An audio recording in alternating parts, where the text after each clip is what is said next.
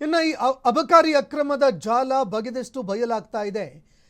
ಕಂಡಲ್ಲಿ ಅಕ್ರಮ ಸಂಪತ್ತನ್ನ ಮಾಡಿದ್ದಾರೆ ಮಂಜುನಾಥ್ ಅವರು ಅನ್ನೋ ಆರೋಪ ಕೇಳಿಬರ್ತಾ ಇದೆ. ಬೇನಾಮಿಗಳ ಹೆಸರುಗಳಲ್ಲಿ ಕೋಟಿ ಲೂಟಿ ಮಾಡಿದಾರಂತೆ. NC ಪಾಟೀಲ್, ಸತೀಶ್ ಬಗಲಿ, ವಿಶ್ವನಾಥ್ ಗಾಣಿಗೇರಿ, ಮಂಜುನಾಥ್ ಬಿಳಿಗಿರಿ ಮೂಲಕವಾಗಿ ಬೇನಾಮಿ ವ್ಯವಹಾರ ನಡೆಸಿದ್ರಂತೆ. ಗಿರೀಶ್ ರಾಜು ಸೀಗೆಹಳ್ಳಿ, ಗಿರೀಶ್ ಅರುಣಾವರ್ ಅವರ ಮೇಲೂ ಕೂಡ ಅಧಿಕಾರಿಗಳು ಕಣ್ಣಿಟ್ಟಿದ್ದಾರೆ. ವಿಜಯ್ ಕುಮಾರ್ ಹಿರೇಮಠ್ ಮೇಲೂ ಕೂಡ ಇಡಿ ಅಧಿಕಾರಿಗಳು ತೀವ್ರವಾಗಿ ನಿಗಾ ಇಟ್ಟಿದ್ದಾರೆ. ಈಗ ಹಲವಾರು ವ್ಯಕ್ತಿಗಳ ಮೇಲೆ ಇಡಿ ಅಧಿಕಾರಿಗಳು ತೀವ್ರವಾಗಿ ನಿಗಾ ಇಟ್ಟಿದ್ದಾರೆ.